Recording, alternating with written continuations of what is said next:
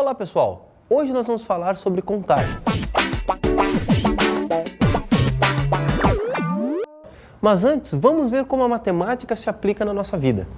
O mundo sempre esteve cheio de aplicações matemáticas, desde o surgimento do homem. Quando olhamos para o céu e para a terra, por exemplo, eis que encontramos inúmeras aplicações matemáticas.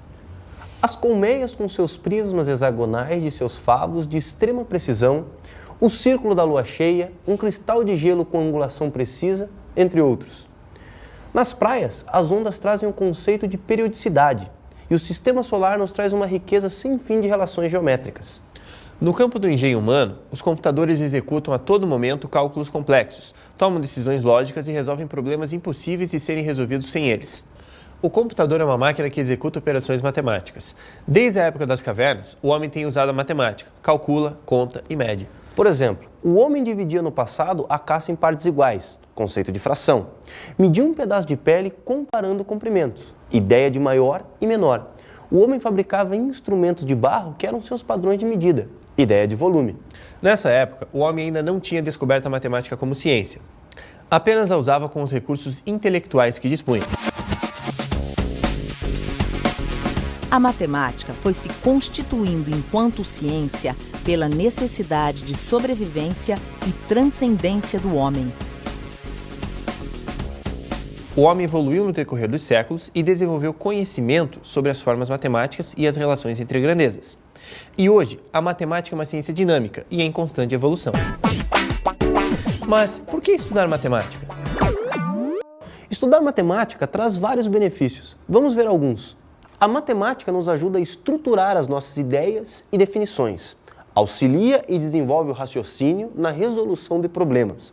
Promove a concentração, desenvolve a memorização. A noção mais básica da matemática, a contagem. A percepção de diferenças entre quantidades pequenas se chama senso numérico. Os seres humanos possuem senso numérico, além da capacidade de contar.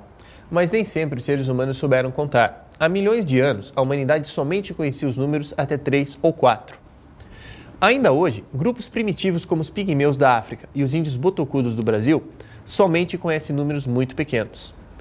À medida que foi tendo a necessidade de contar quantidades maiores, o homem passou a agrupar marcos, pedras e outros objetos usados na contagem, da seguinte maneira. No primeiro grupo com 12 unidades, temos o seguinte: 5, 5, restando 2 unidades. No grupo de 7, temos 5 e 2 unidades. No grupo de 9, temos um grupo com 5 e um grupo com 4 unidades. O ábaco. Ao longo da história, muitos tipos diferentes de ábaco foram usados.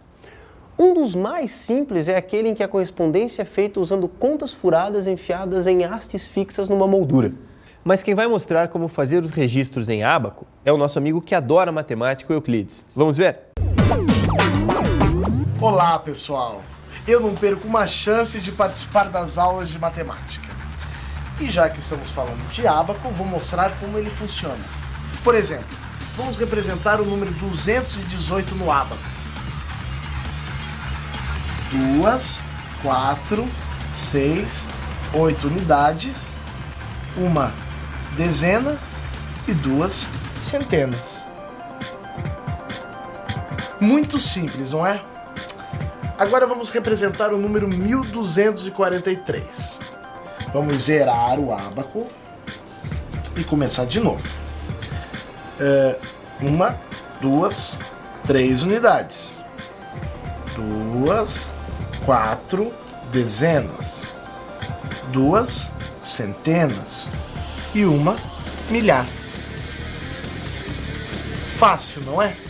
E para representarmos o número 7.000, vamos zerar tudo de novo. Mantém zerado na coluna da unidade, zerado na coluna da dezena, zerado na coluna da centena e na coluna da milhar, que é essa aqui, 1, 2, 3, 4, 5, 6, 7 unidades, que representará 7.000. Muito fácil, né? Agora vamos ver se você não perde mais as suas contas. Isso Isso mesmo, Euclides. O ábaco facilita tanto o registro dos objetos quanto a leitura nas contagens. O sistema de numeração decimal. As características principais do sistema de numeração decimal são o princípio aditivo e multiplicativo. 128 significa 100 mais 20 mais 8, 128. Ou seja, 1 vezes 100 mais 2 vezes 10 mais 8 vezes 1. Valor de posição.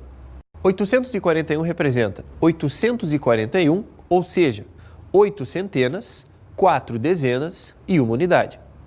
Isso corresponde à contagem de 10 em 10 no ábaco. Cada posição corresponde a uma coluna. O zero. Colunas vazias do ábaco são representadas pelo algarismo zero. Vamos estudar agora adição e subtração. E também estudaremos problemas envolvendo estas duas operações. Vamos começar pela adição. A ideia mais comum associada à adição é a de juntar, unir, reunir. Por exemplo, Zequinha tem uma família numerosa. Ele tem 3 primas e 8 primos. Quantos primos ele tem ao todo? Observe que o total de primos é 3 primas mais 8 primos igual a 11. Euclides, você pode mostrar outro exemplo para a gente? É claro que eu posso, professor. Eu adoro mostrar como a matemática é útil em todos os lugares. Quer ver? Eu tinha 6 camisetas e ontem foi meu aniversário e eu ganhei mais 5 camisetas de presente. Isso significa que eu estou com... Quantas camisetas eu tenho, professor? Agora você tem muitas camisetas, Euclides. Conte comigo. Você tinha 6 camisetas, ganhou 5, agora você tem 11 camisetas. Entendeu, Euclides? Entendi sim, e eu tenho um outro exemplo, professor. Eu coleciono revistas em quadrinhos.